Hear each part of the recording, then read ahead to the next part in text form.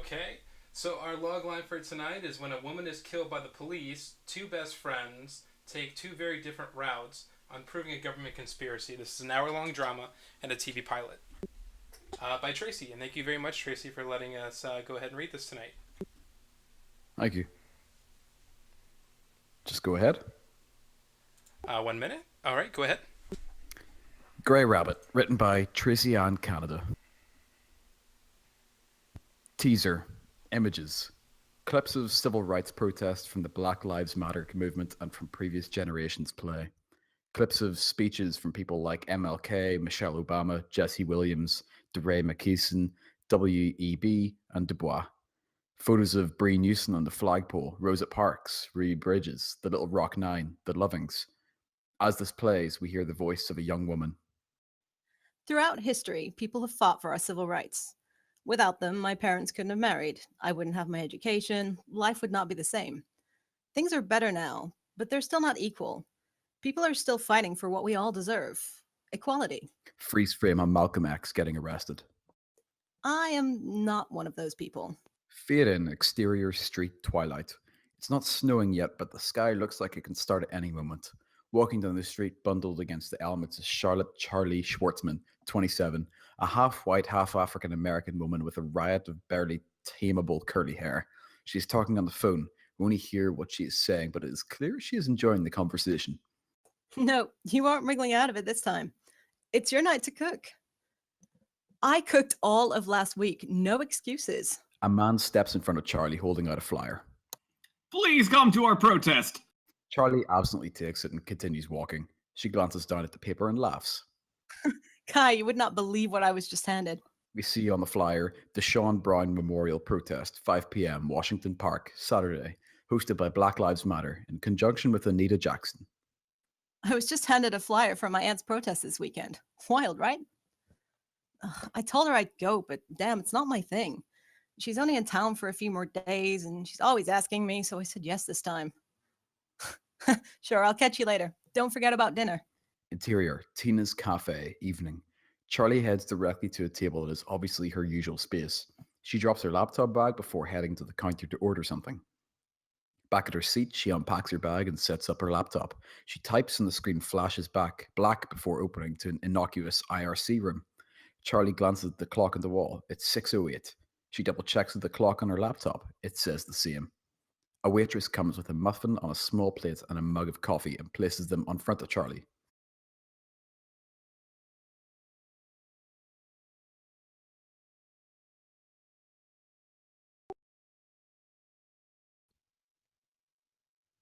She smiles her thanks to the waitress. Thanks. She nervously glances at the clock as the waitress walks away. 6:09. The IRC log is empty save one screen name. Charlie's. Grey Rabbit. The clock hits 6:10 and the room stays empty. Again, Charlie glances between the clocks, checking the time. They are still synced. Her eyes narrow in irritation, but that is our only indication of turmoil. She calmly picks up her muffin and takes a bite. Sets that down. Takes a sip of her coffee. The clock ticks 6:12 and a message pops up on the computer screen. Guest, was it done? Grey Rabbit, you are late. Guest, yes, sorry about that. Shit happens. So was it done? Grey Rabbit, it was, but it is in limbo until I get paid. Guest, right. 10k being wider your account now. Grey Rabbit, I don't like to be kept waiting. I warned you when we first made the deal. There's a $1,000 fee for every minute late. You owe me $12,000. Guest, you gotta be fucking kidding me. Grey Rabbit, I don't kid about my job. There should be $12,000 in my account within the next 60 seconds, or I anonymously send the records of you trying to pay me to change your grades to your school, and you lose not only your scholarship, but you also be expelled. Charlie sits and waits for a reply. She takes another sip of her coffee, this time with a smirk openly in her face. She doesn't notice, but there's a pretty young woman watching her from across the room. Grey Rabbit, TikTok, guest. Fuck alright, I'm sending the money now. There's a ping on Charlie's phone. She pulls it out and there's a bank notification of a transfer of funds. She leans back in a chair with a smile and a sigh. End of teaser. Act 1. Interior, Tina's Cafe night. Continuous. The cafe is fairly busy with a wide variety of clientele. The lights are dim. There's a steady murmur of people talking and the sounds of forks hitting plates and the clattering of coffee cups against saucers and tables. Above this, we hear the clacking of someone typing. A random couple sits eating. I don't know which is worse, all the protesters clogging the street, or them having a legitimate reason to protest. What a first world problem. People's rights are being infringed on and they're being killed out there. But their protesting might make you late to Pilates or something else just as a name. She joins in the laughter. Well, we all have our priorities.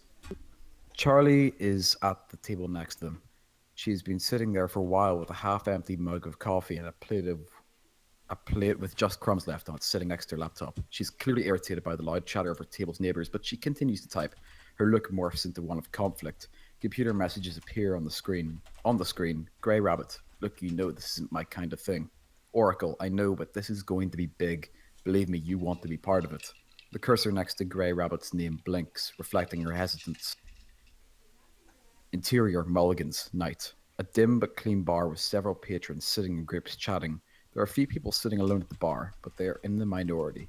One of those loners is Holokai Kai Maho, a 28-year-old Hawaiian man wearing a suit with his jacket draped in the back of his chair. Can I get another? Olivia, your stereotypical sexy bartender, but also the kind of girl you bring home to mama, gives Kai a look. You sure you want to do that? It's a weeknight and you usually aren't here till the weekend, and definitely not drinking 3 whiskeys. You ever feel like you're not where you imagined your life taking you? Not at all. I always wanted to grow up to be a college grad forced to bartend to pay off student loans for a degree I can't get a job with. Sorry, I didn't. I know. I'm just teasing you. Olivia pours another whiskey and slides it in front of Kai. So tell me your woes. I just hate my job. I mean, I love photography and what I get to do with it, but I always imagine myself more, I don't know, active. So get active. Like you said, student loans. Got to be a responsible adult. Bullshit. What? I'm calling bullshit. I see you here with your girlfriend all the time, and neither of you seem the type to worry about things like student loans holding you back. What's your real reason? Girlfriend? Oh, no, Charlie's just a friend. Known each other since we were kids. But if you think I'm bullshitting, why do you think I'm not doing anything? Truthfully? Fear. So many people come here whining about their jobs or their spouse or their shitty love lives. Bartenders are de facto therapists. Usually I'm too nice to tell them the truth. Well, I'll shoot straight with you. You know what all you complainers have in common? What? You're all too pussy shit to do anything to change your lives. You hate your job? Do something about it. What do you want to be doing? None of this vague active shit. I want to be an investigative journalist. I did a dual degree in photography and journalism, but I never used that part except to take photographs for the guys who tell all the stories. So be that other guy. Go out there and find a story. It's not going to just fall in your lap as you drink away your troubles. I don't know. I'll think about it. Kai notices the time. Shit, I gotta go. If I'm gonna get dinner done at any decent time. Thanks, Liv. Interior, Tina's cafe, night. The cursor continues to blink, waiting for a reply. Finally, letters are typed to form words. Grey Rabbit, I'll think about it. Oracle, that's the most I could ask for. Things pop off this weekend. Send me a bat signal before then. Charlie stands up and shuts her laptop with a snap, gathers her things and stuffs them into a beat-up messenger bag. Exterior, Tina's cafe, night. As the way of late fall in New England, it is snowing. Charlie pulls her coat tighter against her and looks up at the smattering of visible stars. Her phone buzzes. Hey, Ma. I know you're always so busy these days. Charlie has heard the same complaint countless times. Instead of arguing the point, she rolls her eyes and attempts to placate her mother. You know I'm never too busy for you. Doesn't seem like it with the way you're always dashing around. Charlie starts to object, but her mom rushes on. I just wanted to remind you about dinner with your aunt tomorrow. Charlie stops at a corner to look up and down the street before she crosses. I'll be at dinner, but crap, Ma, I gotta go. She drops her phone in the coat pocket, not giving her mother a chance to say bye, and takes off down the street to the bus that pulls up further down the block. Interior, exterior, bus moving, night. Charlie pulls herself onto the bus. It is almost full to bursting. Thanks. Flashes of city lights pass the windows as the bus moves through town and Charlie pushes through the crowd. She struggles to find a place but is able to push into a small hole in the crowd to hunker down. Lights flash across her face and the bus blows its shrill horn into the night. Interior, Charlie's apartment, outer hallway, night. The shrill horn continues as Charlie fits her key into the door. The hall around her is clean and stark, but signs of shabbiness are starting to show. Living room. Hey, I'm home. Charlie sniffs the air appreciatively. Something smells delish. I'm in the kitchen. Be out in a bit. Sorry, 2 seconds. Charlie tosses her bag on the coffee table and coat on a chair, dramatically flinging herself on the couch. Can you bring a glass of wine with you? Kai, still in his suit, now with sleeves pushed up and a frilly pink apron covering it, pads barefoot into the room with 2 glasses of wine in his hands. 10 steps ahead of you. He hands her a glass before moving her feet to sit on the couch and pulls her feet onto his lap, absently rubbing them. One of those kind of days, huh? Oracle was asking me to join in on some hack again. And? Told him I'll think about it. Do you know what the job is? No, but does it even matter? It's gonna be some stupid save the world crusade, and I don't have time for that. You know how I feel about hacktivists. Charlie's voice drips with disdain on the word hacktivist. Kai just looks exasperated at her disdain.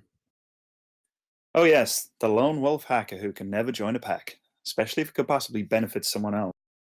Charlie gently kicks him and laughs. Hey, this lone wolf helped us get this apartment. You know full well we can afford the apartment with our day jobs. We don't need your supplemental income. Yeah, but that dealer would probably still live here. I'm still hoping to find some weed hidden here somewhere. Yes, oh high and mighty one, because you're the beacon of respectability and not a criminal or anything. Anywhere. You coming to dinner tomorrow? You know Ma, I'd love to see you. She likes you way more than me. I wouldn't say way more than you, just like me more. She remembers I was a better behaved kid. No, you just didn't get caught as often as me. That's what I said. Better, I'll try and make it to dinner. Editor has me doing some photography to this douche journalist, so if I can escape early enough, I'm in. Something smells like it's burning. Kai pushes her feet. Shit, forgot I was cooking that fast. End of Act 1. 2. Interior, Schwartzman home, dining room, night. Well, hitting dishes as food is enjoyed, mingle with the sound of good conversation. Charlie and Kai both sit at the dinner table with Michelle Schwartzman, late 40s African American woman with a motherly aura. James Schwartzman, early 50s white man paying more attention to his food than the conversation. Anita Jackson, early 40s African American woman in African print and natural hair. And Rob Schwartzman, 16. Anita waits until she finishes chewing her food before picking up a previous thread. The way the semester's starting next week, the brightest Saturday is the only one I can make this trip. You're up for tenure, Anita. Why aren't you getting a little old for this? This is an old argument between sisters that both know that will never end, yet continue anyway. How can anyone be too old to protest the injustice of the world? I swear, sometimes you forget you met James at one of those immature protests. James stares harder into his food and speaks up with a full mouth. Don't dare direct me into this one. The sisters ignore him as he expected. You're right. I did meet him at a protest. In college. Abruptly ending the conversation while she feels she is on top, Michelle turns her laser focus on Charlie and Kai. So, speaking of dating, when are you two going to get married and give me grandbabies? Rob snorts into his food and Charlie and Kai choke in shock. Charlie's shock is mixed with offended horror while Kai is simply amused. Ma! I don't know, Mrs. S. I can't even get it to date me, so babies are probably on in the cards. Yet. No, yet. Michelle ignores her daughter, speaking only to Kai. I don't know what is wrong with my daughter to live with such a sweet boy like you and not date him. I don't know what's wrong with her either. I don't know what's wrong with me for putting up with a best friend and a mother who constantly team up against me. Interior, Schwartzman home, near front door, night. Michelle and Anita are in the midst of a heated conversation. Everyone else has left or gone to bed. Stop putting words in my mouth. You know that's not what I mean. Michelle, you're my big sister and I love you, but I'm a grown-ass woman and I can make my own decisions. If I decide to risk my career and life, as you put it, I can. It's my choice. Michelle's frustration grows with every sentence. I know it's your choice, but look at the protests that happened in Berkeley, New York, Atlanta. Fuck, Anita. I don't want you wandering into a Ferguson type situation. Those things are dangerous and you can end up getting yourself killed. Anita doesn't know if she should be resigned or angry, yet understands her sister's concert, but not her apathy to others. I know it's dangerous, but life is dangerous. Damn it. People are attacking churches, schools, nightclubs. Nowhere is safe. Does that mean people should never go out? We can't let fear control our lives. If we do that, they win. Some of us have to be brave enough to put our lives on the line, to stand up for those who can't stand up for themselves. Interior high-rise office building day. Charlie exits an elevator, juggling her purse, coat, and a to-go cup and thermos of coffee. The building is mostly silent, with only a few employees already in. She walks past several offices, reaching a chrome and glass desk in front of the door of a corner office. She dumps her bag, coat, and the to-go cup at the desk and authoritatively pushes through the office door. In her office, the room is bright with the new early morning sun shining through 2 walls of window. The light illuminates a large and opulently decorated room. Charlie sets a newspaper folded in half with a headline up in the exact desk with a practiced ease. Putting a mug at a corner of the paper and setting the thermos next to it, she stands upright, surveys the work, and gives a decisive nod.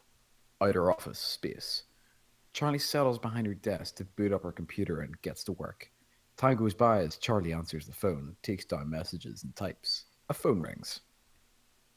Reginald Hartwell's office. Hartwell is on his way up.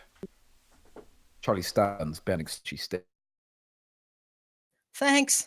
She hangs up and rushes to the inner office. The thermos is snatched, screwed open, and its contents poured in the mug. Charlie slides back into her seat just in time to hear a ding from the outside hall.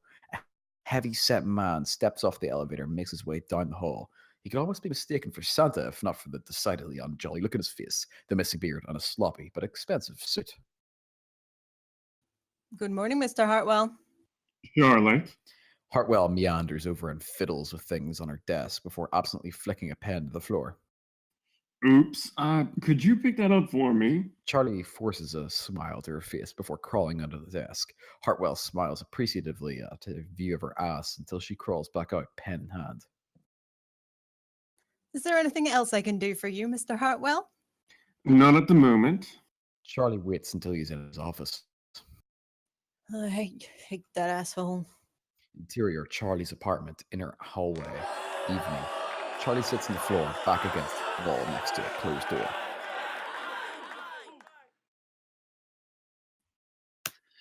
If you hate him so much, just quit. I swear we have this conversation at least once a month. Then you know my answer already. I like my job, I just don't like him. What if I leave and my next boss doesn't have as much dirt to uncover? At least I know here, if he goes too far, I can bury him. Kai steps out of the room, casual in glasses, sweats, and t-shirt. Oh yeah, because blackmail potential is the most important factor in choosing a job. Charlie smirks up at Kai. Well, yeah, but also the economy. I know, and you know I'm awesome and deserving of all the jobs, but this economy is crap, and I can't afford to quit with just hopes of a better job. Kai slides down the wall to sit next to her. He stares at the wall opposite them. You could actually get a job with your skills with computers. IT's always hiring. Or Don't make me drag it out of you. Kai gives her a skeptical look but continues. you could help people. Have you gotten back in contact with Oracle? It's been days since you left him hanging.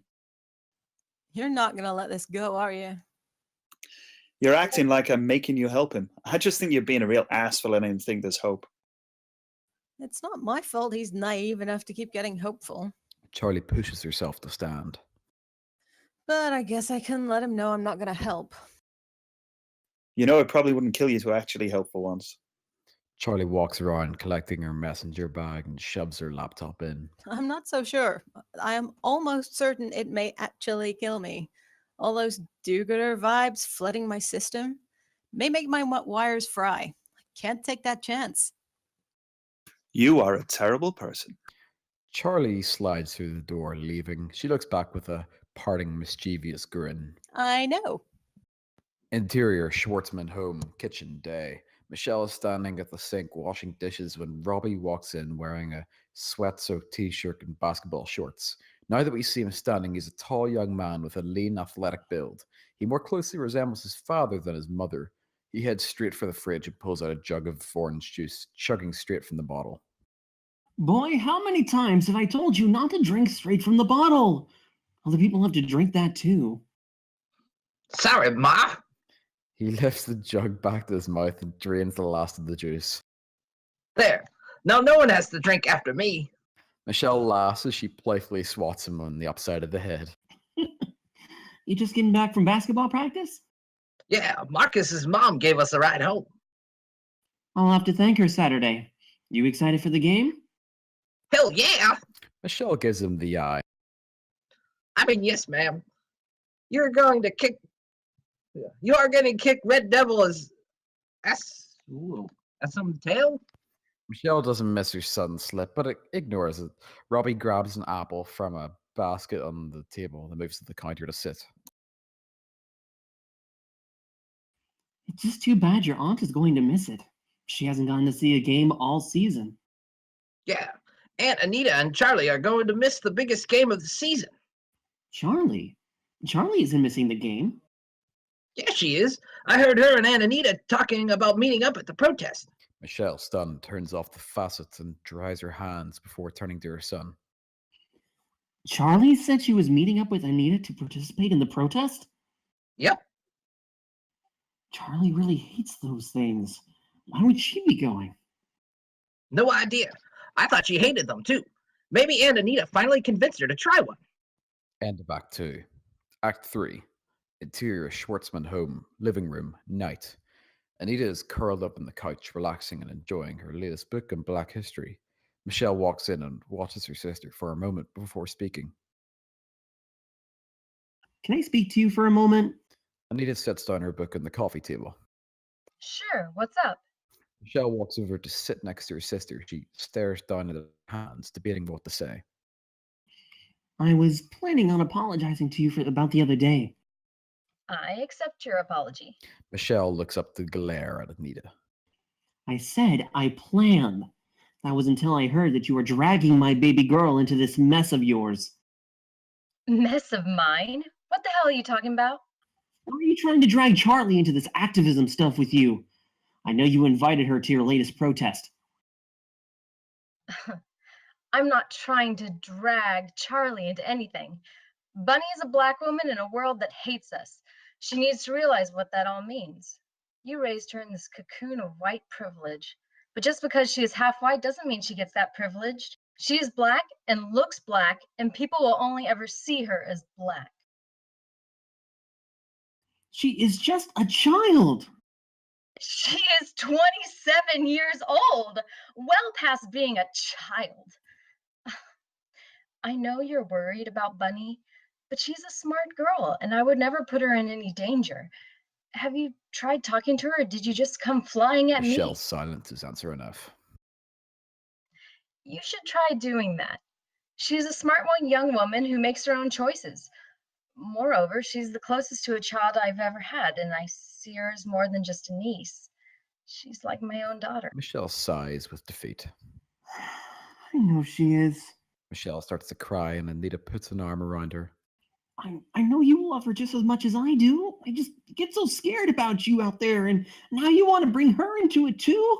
There are too many of us getting killed every day. I know, and I really don't think it'll be like that. The protests this week will be peaceful, and it's the riots that get people shot. I know you are naive enough to actually believe that. I work hard trying to keep my children safe. I care just as much as you do about her safety. While you're busy with your career, I was the one here raising her. Michelle pulls away. That's not fair and you know it. It's not And the fair for Academy you to Award try for and newest dictate viewer what she goes or I to- can do. I'm her mother and I will do what I feel is right. She is an adult and she can choose to listen to you or not. Interior Tina's cafe, night. Charlie stares at her computer screen intently as she navigates encrypted web pages before getting to her phone. And the Academy Grey Rabbit, Award sorry, for newest can't do viewer it. goes to... Anyone sitting here? Charlie looks up, surprised, instinctively shutting her laptop. No. Great. Brianne And Kim, the late Academy 20s, Award for Korean newest viewer American, goes very lacy, to- flowery, feminine, sits in the chair across Charlie. I'm Brienne, by the way. So, come here often? Are you seriously using that as a pickup line? Only if it works. I've seen you around here often enough to know the answer. You always sit at a table with your back to a wall, typing away your laptop. I've always wondered what you were writing. A novel? Something for work? Hacking into government secrets? Charlie laughs. All of the above. Brianne smiles. I guess I'll just have to stick around until I found out the truth. Anyway, that is a better pickup line compared to my other one. Other one. What do you call a polar bear on thin ice? What? An icebreaker. Hi, how are you? Silence descends between them for several moments. Oh my god, that was terrible. I told you it was. So, you saw a random girl at a cafe and decided to try your luck. What if I'm straight? If you're straight and not offended, then I possibly made a new friend. So, win-win. But most straight girls don't have the bi flag on their laptop. I guess you could just think the colors are cute or something. Well, pink and purple are two of my favorite colors. Then sorry for disturbing you then. Brianne starts to get up. What happened to making a new friend? You give up way too easily. Brianne stops and looks down at her. She eyes Charlie warily, wondering if this cute girl is just jerking her around. I mean, purple and pink are awesome colors, but I am totally bi. Brianne sits back down. You are a cruel, cruel girl for doing that to me. I am a cruel, cruel girl. It's best you learn that now so you know what you're getting yourself into. So I am getting myself into something? I'm not forever doomed to continue pining from across a crowded cafe? Not unless you want to, or if you're too busy to get dinner with me tomorrow. I'd like to see if there's more to you than being a dramatic, overconfident hottie. Brianne brightens with a smile that could power a city block. Ah, so you think I'm a hottie? Exterior busy city street day. Despite the cold, the streets are still filled with people. Anita and Charlie walk with each other loaded down with shopping bags. So a date tonight, Bunny? Yeah, she seems pretty cool, so I'm looking forward to it. I can't wait till I get to meet her. I'm her all of I've heard all about how you got the nickname Bunny. And Anita! You were so cute as a kid, with those little buck teeth making you look like a little bunny rabbit. Charlie looks aghast as her aunt, but Anita is cracking herself up. You would never. Oh, you know I won't. You know your mother won't be happy about this. It's the first time in years you and Kai are single in the same time. She was hoping you were finally getting together. An exaggerated eye roll shows Charlie's feelings on the matter. She can keep on hoping, but it ain't gonna happen.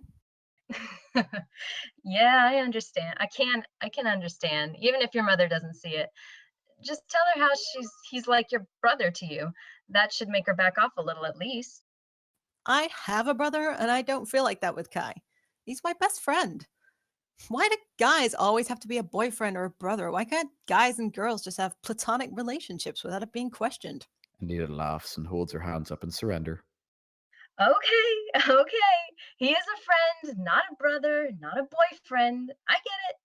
What I don't get is why you can't channel some of that righteous anger into actually doing something for society. Participating's not my thing. Anyway, I'm coming tonight, aren't I? Oh, so you are still stopping by, even with a hot date planned? Yeah, I'm gonna change for dinner and then meet you down there. Carry my heels. The two women laugh together. Your mother would probably rather you didn't meet me. A date would have been the perfect excuse for ditching. My mother needs to realize I'm an adult who can make her own decisions. I can't leave my favorite aunt hanging. I'm your only aunt. Nuh-uh, Dad has that half-sister somewhere. You've never even met her, brat. So, doesn't change the fact that she's still my aunt, which lets me designate you as my favorite. End of Act 3. All right, guys, let's go ahead and take a break there because I need to. All right, go ahead. Act 4. Interior, Charlie's apartment, living room, day. Kai lounges on the couch in what we will come to learn is his at-home uniform. Sweats and a plain t-shirt. Haven't you been wanting to see that movie, Hackers? Yeah. It's about to start if you want to watch. Charlie comes out in her underwear, holding up 2 dresses. Pick one. Kai carefully considers the 2 options.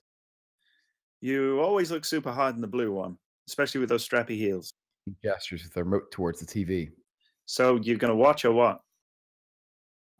I'm supposed to meet Aunt Anita for the protest, but she'll understand if I can't make it. I'll shoot her a text that I'll catch the next one. Can't believe you call yourself a hacker and you've never seen this. It's a classic. Even I've seen it. Charlie comes back out, now wearing shorts and a t-shirt. She lays on the couch with Kai. Maybe because I spent my time actually hacking instead of watching actors pretend to do it. Kai wraps an arm around her, cuddling to get comfortable.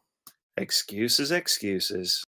Exterior, fancy restaurant, evening. A light dusting of snow covers the ground, glinting in the setting sun. Charlie stands in front of the restaurant in a large winter coat. Brienne runs up. Sorry I'm late. Charlie beams at her. No problem. Let's head inside, though. Yeah, it's as cold as Mr. Freeze's balls out here. Interior, fancy restaurant, lobby, evening. Continuous. They stop at the maitre d's' podium. Reservation for 2? Under Brienne Kim? Yes, right this way, ma'am. Interior, fancy restaurant, table, evening, continuous. Waiter refills their wine as they laugh while eating. So he just kept stepping on your toes? Yep. Brienne takes a sip out of her wine glass. Poor old man was so intent on counting out his steps, he didn't even notice. Poor old man. Poor you. You're the one getting stepped on. I couldn't be too mad at him. He just wanted to get the steps right for his granddaughter's wedding. Oh, yeah, I'm sure his granddaughter will love him stomping on her toes, too. You're terrible, Charlie. Charlie flashes a cheeky grin. So I've been told. As terrible as you are, I'm glad I decided to approach you at Tina's. Brienne takes Charlie's hand in hers. They clasp their hands together in the center of the table. I am, too. The first lines of Nora Jones's The Nearness of You wafts over. Brienne stands and reaches her hand out to Charlie. May I have this dance? You're joking, right? Not at all. I'm a terrible dancer. Are you seriously going to make me stand here with my hand out? Come on, you can't be worse than the old man. Charlie places her hand in Brienne's. In that case, I would be delighted. They go hand in hand to the dance floor. There are already a few couples dancing, but none move with the grace of Brienne. I wasn't expecting to have such a good time. Do I seem that boring? No, of course not. I just haven't had the best of luck with relationships. My bisexuality always comes in between us at some point. Your sexuality is what it is. Right now you're with me, so who else you may be attracted to doesn't matter until you act on it. I wouldn't do anything like that. The myth that bisexuals are cheaters and slutty is so annoying. I know you wouldn't. Brienne leans in and gives Charlie a short but sweet kiss in the lips. Charlie smiles back and pulls her in for a deeper kiss. Interior, Charlie's apartment, living room, night. Charlie walks in the door, giddy and quietly singing The Nearness of You off key and skipping around to her favorite parts. She pays no attention to Kai sitting in the dark with the TV playing. Charlie? It's a pale moon that excites me, thrills and delights me. Charlie? When you're in my arms and I feel you so close to me, all my wildest dreams come true. Charlie! Charlie is startled by his yelling. Jeez, Kai, what the hell? Have you spoken to your parents? My parents? No, I've been on my date with Brienne. My phone died a couple of hours ago anyway. Charlie tumbles onto the couch next to Kai. She's too giddy to pay attention to anything Kai is saying. This was like the best date ever. I don't. Kai loses his patience with Charlie. You need to call your parents. What? Why? Kai's silence starts to make Charlie nervous. Kai, tell me what's wrong. Why do I need to call my. There's been a shooting. Charlie springs out of her seat with a strangled cry. The mindless sitcom on the TV continues to play ignored. Oh my God, who was it? Was it Robbie? Damn it, I told him to stop hanging around those kids and not wear those hoodies. Is he going to be okay? He didn't. Oh my God, tell me he didn't. Kai stands up and grabs Charlie's hands at a cheerless facsimile of the class she shared with Brienne. Robbie's okay. Just call. Then who is it? Who? Kai, tell me who it was, damn it. Kai knows he's defeated and gives in to Charlie's demands. Anita. Charlie tries to pull out of Kai's grasp, but he holds fast. You're lying. Anita went to a protest. It happened at the protest. It's all over the news. Denial settles on Charlie like a blanket. No, it must have been someone else at another protest. Anita's always peaceful. The fight drains out of Charlie and Kai, leads her back down to the couch. Maybe it would be easier to understand if you saw the news report. Kai pulls his laptop towards them. On screen, news report. A young white news anchor sits behind a desk with a serious look. The corner of the screen shows a freeze frame of the protest. Shots were fired at a Black Lives Matter rally earlier today. The rally was to protest the recent acquittal of the police officers implicated in the death of Deshaun Brown while he was in police custody. The following footage is violent in nature and may be too disturbing for children. Cut to street day. The grainy footage from a camera phone shows a crowd of people holding signs saying, "I can't breathe, Black Lives Matter," and similar phrases mill around chanting, No justice, no peace. Police and protesters stand off against each other on opposite sides of the crowd. No physical contact happening. The police stand stoic as the protesters yell. Shots are fired. Screams echo around. The phone shakes as the cameraman runs while still filming. A woman's body lies still on the ground. People run around it. Shit! I think she's dead. I think the police shot her. Cut to news report. The body was identified as civil rights activist Anita Jackson, an African-American and women's studies professor at Clark Atlanta University in Atlanta, Georgia. Back to scene. Charlie shakes her head. She's filled with disbelief. Charlie. She keeps staring blankly, shaking her head in denial. Charlie, How can she be gone? She's young. She's a good person. She only tries to help people. No one would want to hurt her. Tears run down Charlie's face, coming faster and faster. Kai gathers Charlie into his arms and holds her head against his chest. This unleashes a tide of tears. Shh, it's gonna be okay. It's all gonna be okay. Charlie's cries get louder and she's inconsolable. Kai can do nothing but consolingly hug her, so he does, and she curls at his side, weeping for her aunt. End of Act 4. Act 5. Interior, Charlie's apartment, living room, day. Charlie lays on the couch. She's on the couch and the blanket has been draped over her at some point. Her phone is ringing on the table in front of her, but she ignores it. Kai walks into the room. If you aren't going to answer the numerous calls and texts, you need to either turn the phone on, vibrate, or turn it off. Charlie makes no move as the phone continues to ring. Kai sighs and picks up the phone. It's Brienne, and it looks like she's called several times. You sure you don't want to talk to her? Charlie continues her silence. The phone falls silent and Kai moves to put it down and a text pops up. The text messages read, Brienne, hey, I've been calling. Sorry if I've been annoying, but I thought we had fun last night. The phone dings again. Brienne, if I was wrong, please let me know so I can leave you alone or else I'll think you're dead in a ditch somewhere. Kai reads the text a few times. He looks back at the inattentive Charlie, then back at the phone and replies, This is Charlie's roommate Kai. Her aunt died last night. She could probably use a day or two. Interior, Charlie's apartment, living room, night. Kai stands over Charlie, who's still prone in the same position. There's now a sandwich on the table. Come on, Charlie. We've got to eat something. Getting no reaction, he leaves the sandwich there. Interior, Charlie's apartment, living room, day. The sandwich is still on the table, now joined with a cold mug of tea. Charlie is still in the same clothes with sweats pulled over her dress. Her hair is a mess. Kai has Charlie's phone and is texting. Charlie, Hey, Kai again. I may need some help. Can I send you our address?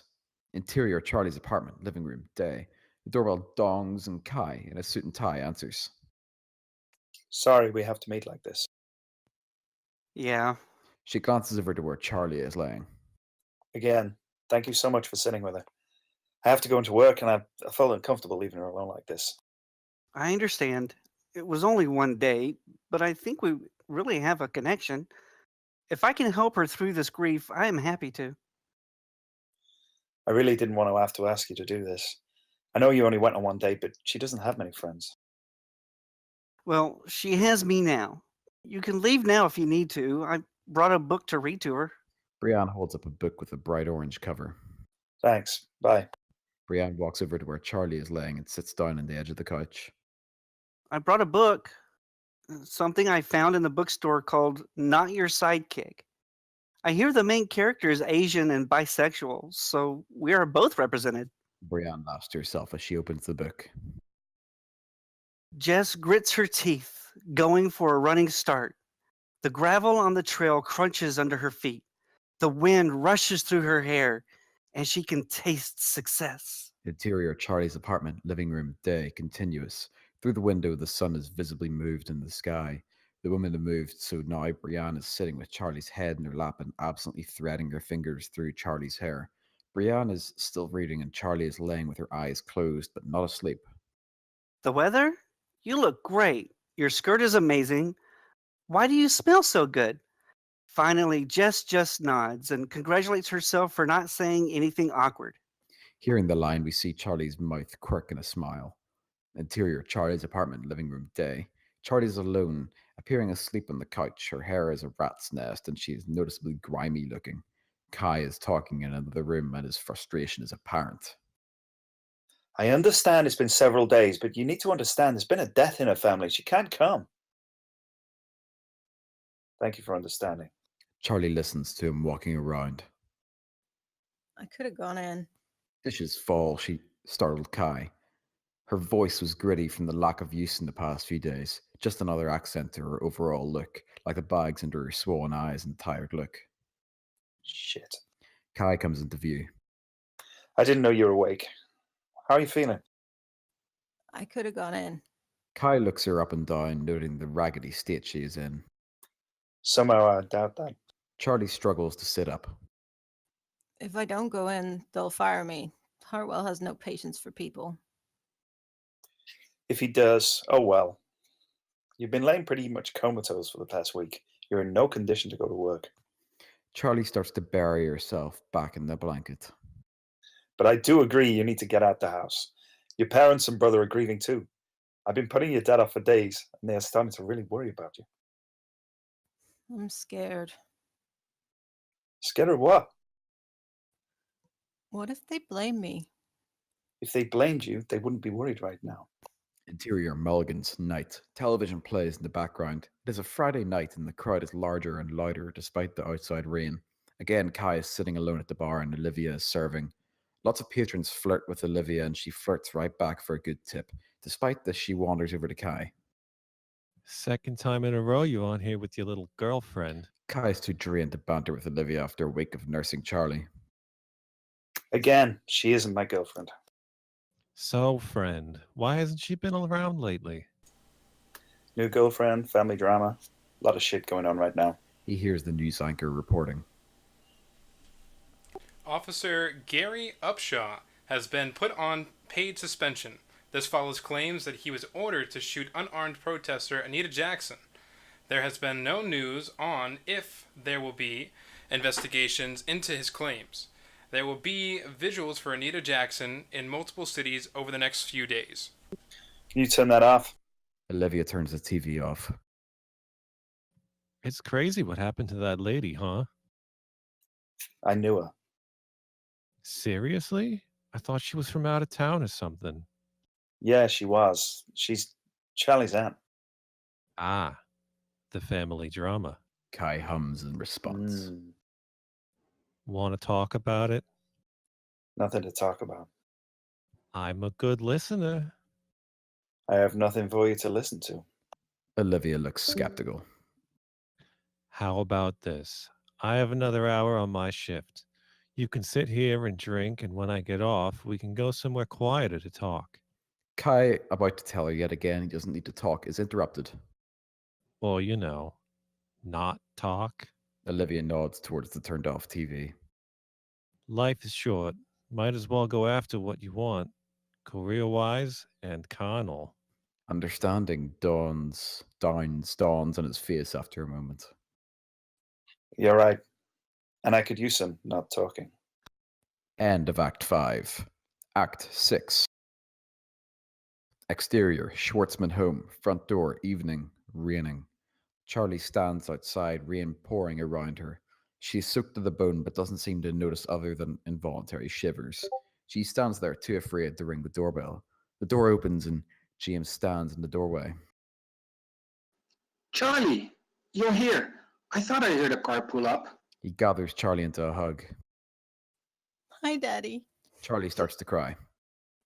Oh, baby, it's okay. Come inside. Interior, Schwartzman home, living room, evening, continuous. Charlie sits on the edge of a chair, shivering. She looks 15 years younger, tragedy reverting her back to childhood. James comes back into the room and hands her a towel and blanket. Thanks. It's freezing out there. Why didn't you use your key to come in? Charlie uses the towel to dry off, then wraps herself in the blanket. I wasn't sure you'd want me here. Michelle walks into the room, eyes red. She's obviously been crying recently. James? Who's here? Charlie? Sweetie, we weren't expecting you. Mommy, I'm so sorry. Charlie throws herself at her mother. Sorry for what? It's my fault. What's your fault? I don't understand. Does this have anything to do with why you would think we wouldn't want to see you? What? We wouldn't want to see you? It's my fault.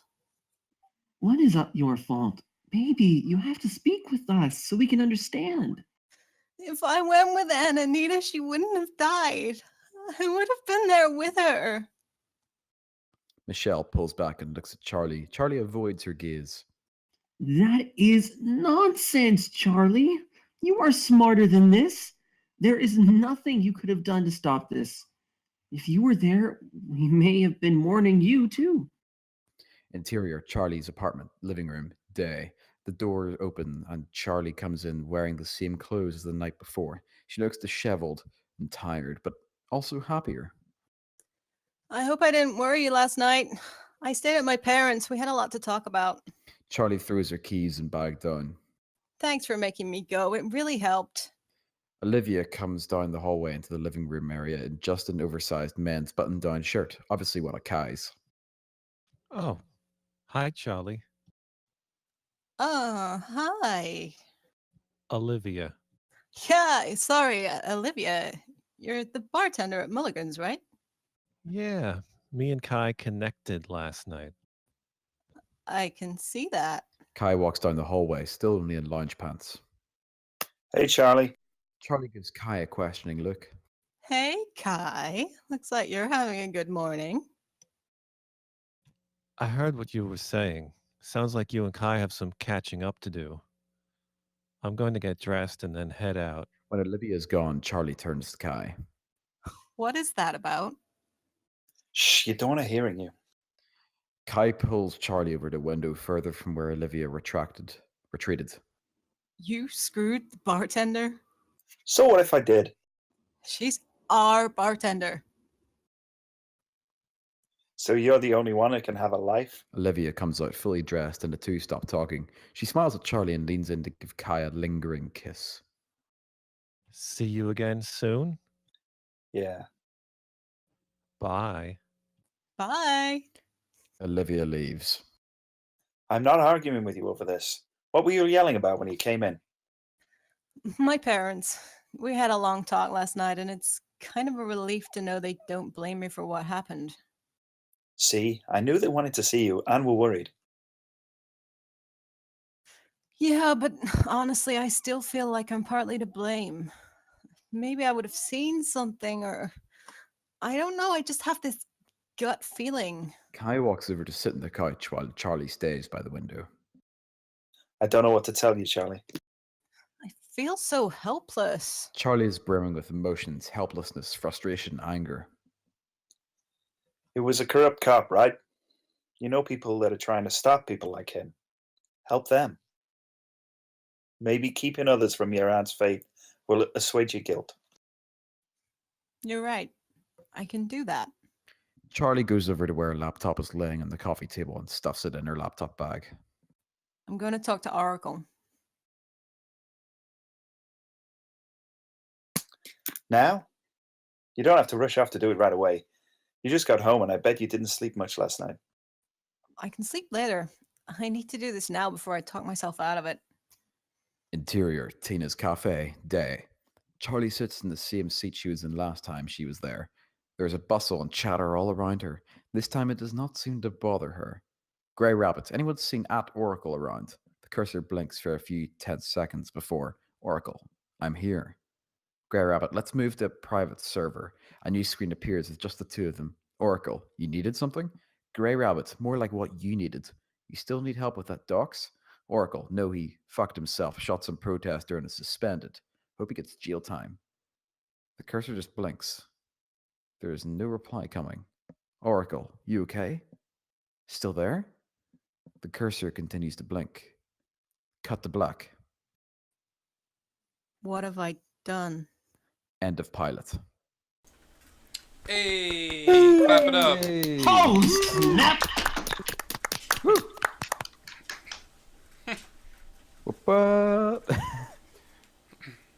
Good job, Tracy. Yeah, Yes. really good job. Yeah, I think it's good. We Thank you had for letting us read.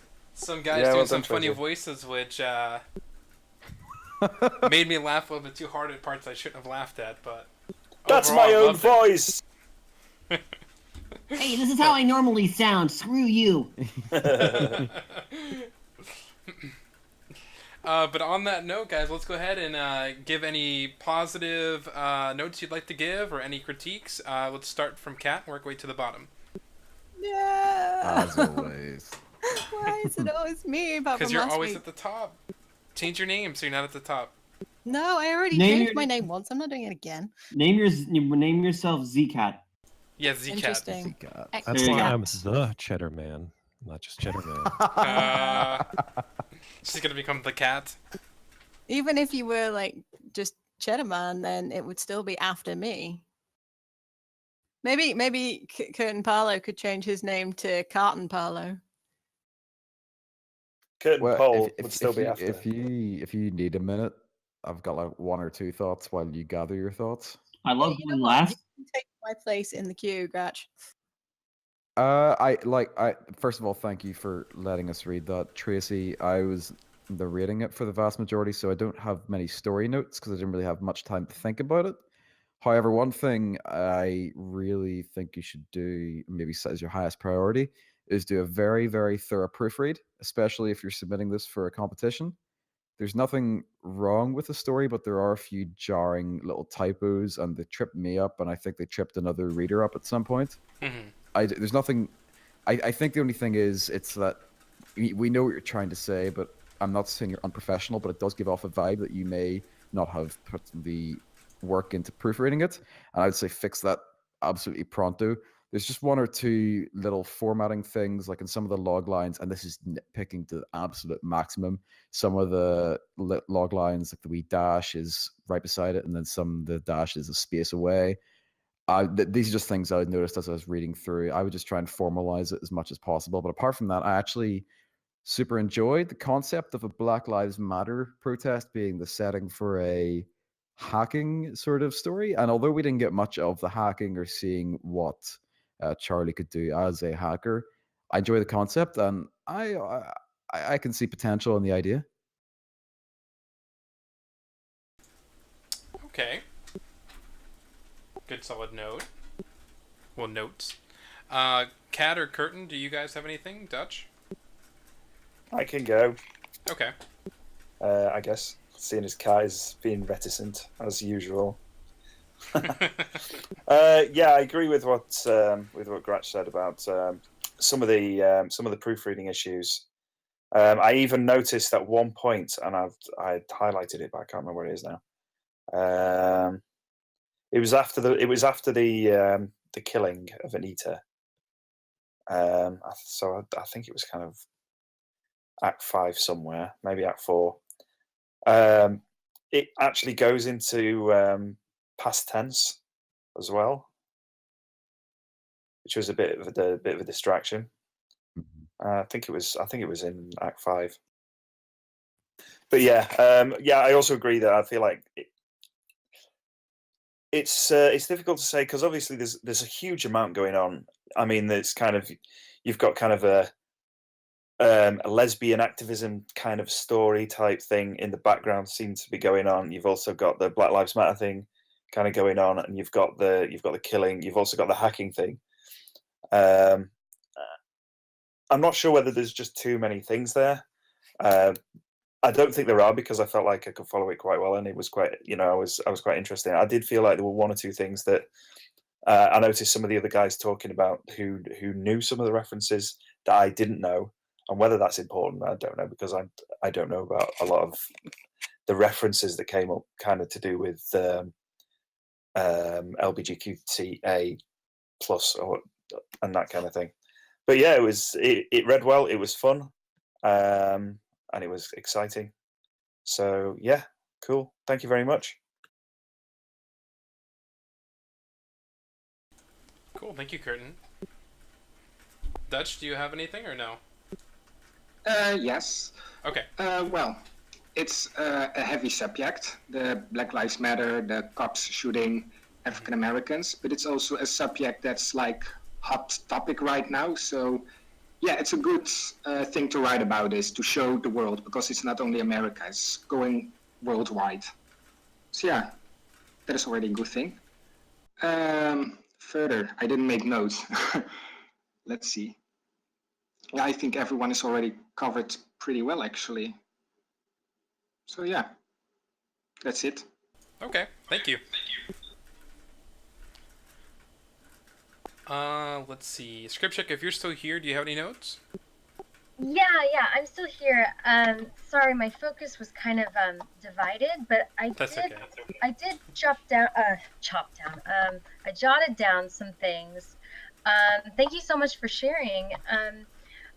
From what I did gather, and I do want to go back and read this because I don't know, someone said hacker, and I was like, oh, that reminds me of Mr. Robot, which I think I haven't seen the show, but I really want to, so I'm interested in the material because I think they also had a lot to say about like their current state of things.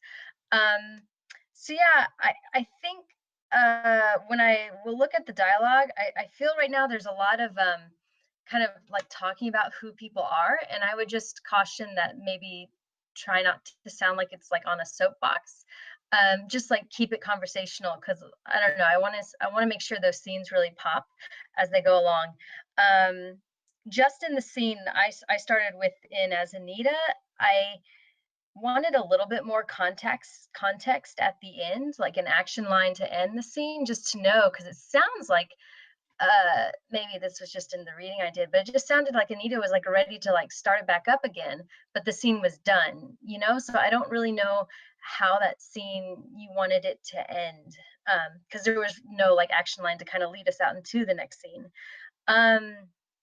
One big thing for me, just in like hearing what happened in the rest of the story, I'm just kind of wondering why you chose not to show the big event. Like it was shown to us on the TV screen, with the news report, because I felt like Anita, while not being the main character, she was doing one of the most exciting things in the pilot.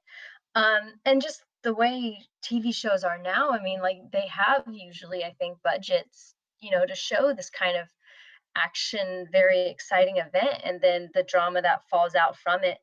I just feel like it was a little bit of a missed opportunity there of what you could have seen, or like the drama unfolding in real time. One little comment: I don't think you should include Norah Jones, because that's, I mean, having a very specific music choice, but it's just a tiny thing, but it just means more rights for the producers to secure that they may not necessarily have. But yeah, I'm gonna go back and read this all. But again, thanks for sharing. Okay. Thanks. Can I just actually just jump in there? I just wanted to give Yeah. a specific example of you were saying about the soapbox thing, and I totally agree. There's one thing where it really dropped to my attention. It was when Brienne and Charlie were dancing, and they had a talk about sexuality and such. And it's not that I don't agree with the sentiment; it's that it didn't just feel entirely natural. And that was just one specific example of the soapboxing that I thought maybe could be a bit more. Let's go with that. Yeah, that was something as well. I thought that Can was I go next? a little please? bit preachy in a way, but not dreadfully so. Sorry, just putting in there. Yes, Kat, go ahead. Okay. First of all, just to kind of disagree with what you guys were saying, I don't know what any of your sexualities are, but if you are a girl who's into girls and you end up having this kind of experience where you're like on a date and one of you is bisexual, this conversation happens every time. Like I have had this conversation. So as soon as I found out the whole like one of them was bisexual, and I don't know what sexuality the other girl Brienne was, but as soon as I saw them, I expected them to have that conversation. So personally, I felt like it was realistic, but just from my own experience, just to kind of go against what the rest of you were saying. Oh, I'll totally defer to you. I mean, if that I can't if speak for happen- like all girls who are into girls, but because none of us can. But it's like it is a conversation that ends up happening. Like when you're bisexual, it just happens. So I stand corrected. But no, I mean, it's like four of you said it, so I guess it's something like maybe you want to look at readdressing the way that it comes across, so that like straight people don't feel like this is totally unnatural. Because like you're appealing to what, like 5 to 10% of the population in the whole like bi or LGBT plus things. So, but no, yeah, I just wanted to butt in there with that. And also something that Scriptchick said, I both agree and disagree with you about showing Anita's death as it happens, because I felt like having her go out on a night out and kind of have a good time, and then the shock of, and then like seeing it happen was kind of lent to the whole shock of the event. Whereas you could also have the kind of drama of the real time contrast of her having a good time cutting to the scene of her aunt. So it really depends what you want to do with that as to whether you would go for, Right, but I wouldn't, like I wouldn't have like bam, bam, bam, Anita's on the ground. Did we ever see a scene of her going? I mean, I did unfortunately come in late, so I didn't it was see if on there the was news another. report, I think. Right, but her actually arriving in time to the protest, so it establishes for the audience what, I mean, we've seen on the news Black Lives Matter, but what's special about this one? Is anything different going on? It just really kind of sets the scene for me before whatever else. I don't disagree with you. It just depends on what you want to show, whether you want to have that sort of shock element of seeing it on like captured somebody holding a mobile phone at the event footage, which was on the news. I know or this isn't quite my turn, but I do sort of want to comment on this particular issue. I think that with a little bit of tweaking, it could be a really good way to go about it, because it would lend that credence of realism about it. Because when you hear about these events, when they do happen in the real world, it is because someone happened to have their cell phone camera going during the time of the event, or it's a security camera footage, and so to sort of have it be presented in that way, I think could certainly work in the show's benefit. I just think it might require a little bit of tweaking. I do agree that maybe establishing Antonita at the protest might help a little bit. I mean, not gonna say this should be done, but what if she was Facebook Living and got shot? Just saying. And you know what? That means you'll also get plenty of product placement money, and that'll help pay for your song royalties. That was pretty much all I wanted to say anyway. But except for that, I really love the script. I already found a girl a message to say that I love the script, so she knows that I love it. And I really enjoyed the whole diversity aspect, because you represented a lot of people who are underrepresented in any kind of thing, but like hacking especially. I also love the nerd aspect of it, so it's great. I loved it, and thank you for letting us read it. Thank you. That was good feedback. It was nice to get it, kind of like see both sides of the fence on that. So it's really nice. Good feedback. Fen, did you have any more to say, or Cheddar, did you have anything? I had, Yeah, you go first. you can go. It's fine. So I am a straight white man, but I consider myself someone who is lucky enough to surround myself with a lot of very diverse individuals. So I know a fair bit about I do agree that while I think there is nothing wrong with the way you presented it, the fact that we have a lesbian interaction, I do think that it might not necessarily need dumbing down or anything. It does just need a little bit of tweaking there. The other thing I want to ask about is about the hacking thing in particular. At the very end of the script, they confirm basically that the job was supposed to be a doxing.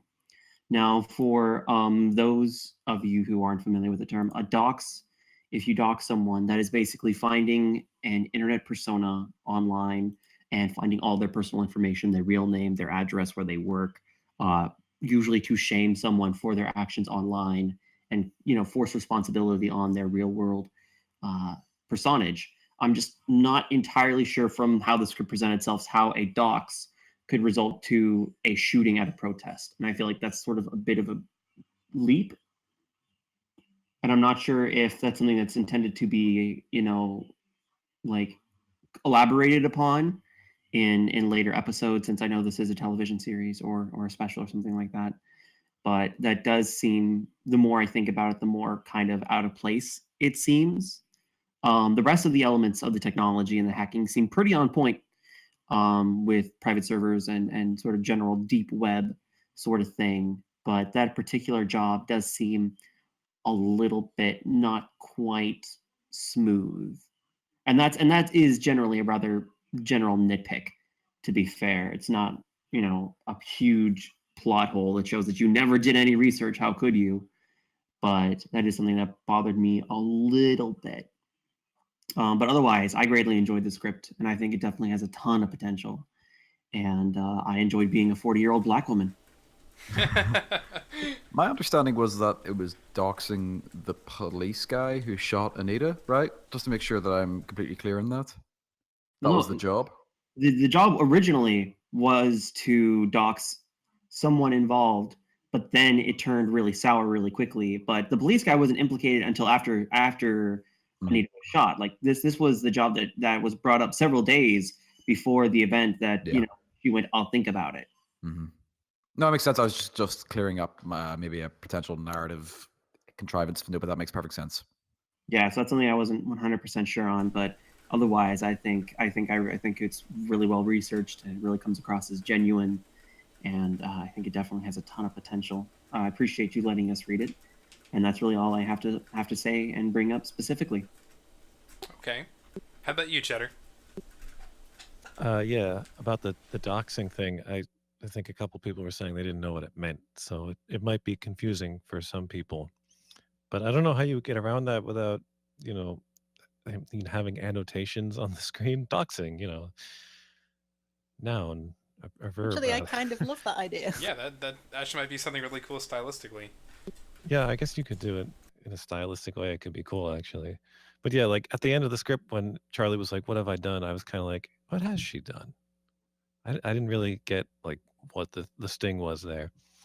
But I really liked the story and the characters. The main thing that I felt needed maybe some work was the dialogue. There were just like the first line that I said with Olivia like felt awkward to me. It's just like a few lines that just don't seem natural here and there. They just need like naturalizing. I will just to explain the stinger. Basically, the prospect is that the situation that is implied is that if she did get involved with the job and the doxing, as it were, then things might not have gone bad. And it might have resulted in the aunt not being killed at the protest, and that's the "what have I done" thing. So it was her hesitancy that caused it potentially.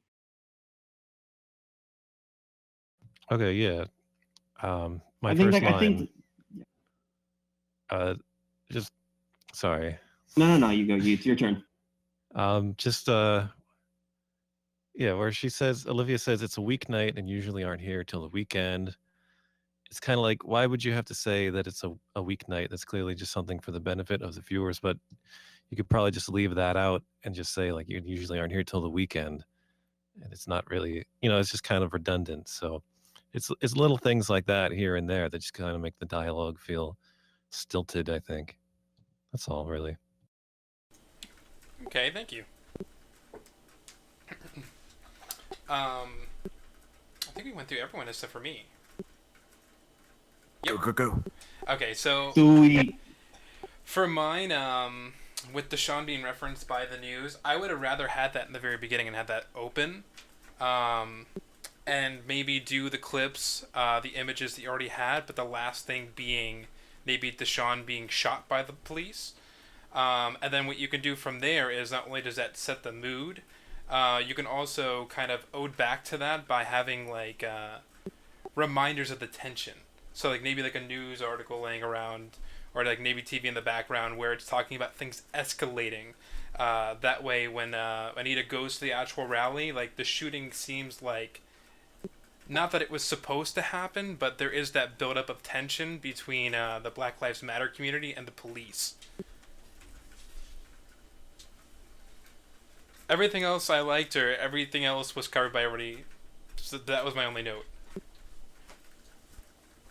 Oh yeah, can I say something about Anita's shooting? Like people were saying that maybe it would have been better to actually see that there or something. I liked the way it was done, but I felt like maybe it wasn't that clear that that I don't know. It was kind of like Charlie was gonna go to the protest and then she was out dancing, but it's just kind of like a jump cut. I feel like you don't really get the idea that she's there having a good time while her aunt is at the protest. Also, one more thing.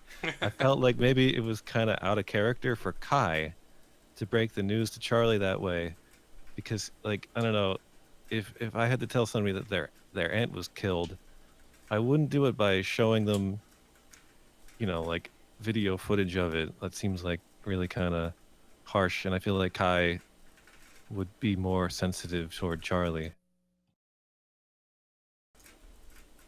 Okay, that's actually a good note. Check this out. It's got 20,000 views already. Just from the perspective of someone who isn't in the US and just as a very cursory knowledge, and I realize this is relatively irrelevant, but I mean, I know the rough names and the rough idea of Black Lives Matter, but beyond that, nothing. So I'm not sure if this Deshaun person is a real person who was involved in the Black Lives Matter. Someone can maybe correct me on that or hit me up with some info.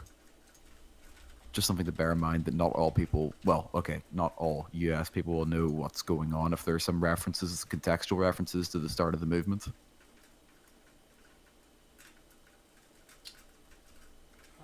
I don't know if anyone actually knows what I'm talking about. Yeah, Tracy's commented says he's not real, he's totally made up. Oh, okay, never mind that. Sorry, I just assumed that was a real thing, but never mind that. I stand completely corrected. It's a lie. It's a very plausibly created name. Well done, Tracy. Sorry, that was a complete nitpick. I just wanted to clear that up. Yeah, I thought I was just ignorant about that. Well done. It was so well done, you believed it was real. Well, I think on that thank you, note, Tracy. Yeah, thank you, Tracy. Guys, if you have any Yeah, thank additional you. notes, send them to me and I'll make sure that they got to Tracy. So if you want to go in more detail about any notes that you gave or any praise, go ahead and send that to me, okay? Cool. Okay, and on this note, guys, it is open for you to volunteer for next week, so please don't leave Smish hanging. Let's have a great turnout like we had tonight. It's my script. Volunteer. So let me go ahead and plug our Discord in case people want to join. Yay. Yep. Okay, so guys, if you They bring out your Irish accents. if you've seen our reads, You and you want to go ahead and volunteer, go ahead and click that link at the bottom. That's a link to our Discord. And we have a little section called Casting Couch. There you can volunteer to be a part of our table reads. It's very simple. You don't have to do any accents if you don't want to. All you have to do is volunteer. And what we'll do is we'll usually say what script we're doing either on a Monday or a Tuesday. We'll collect roles throughout the week, and then on Thursday at any given time, sometimes midday, sometimes evening, we'll go through and we'll actually distribute those roles for said script and do it Friday. We do it every Friday at 7 p.m. Eastern. I think it's 4 p.m. Pacific Standard. Yep, I know time. But yeah, guys, if you like to volunteer, go ahead and do that. As always, thank you all for watching. Thank you all for giving your feedback, and we'll see you next week. Peace out.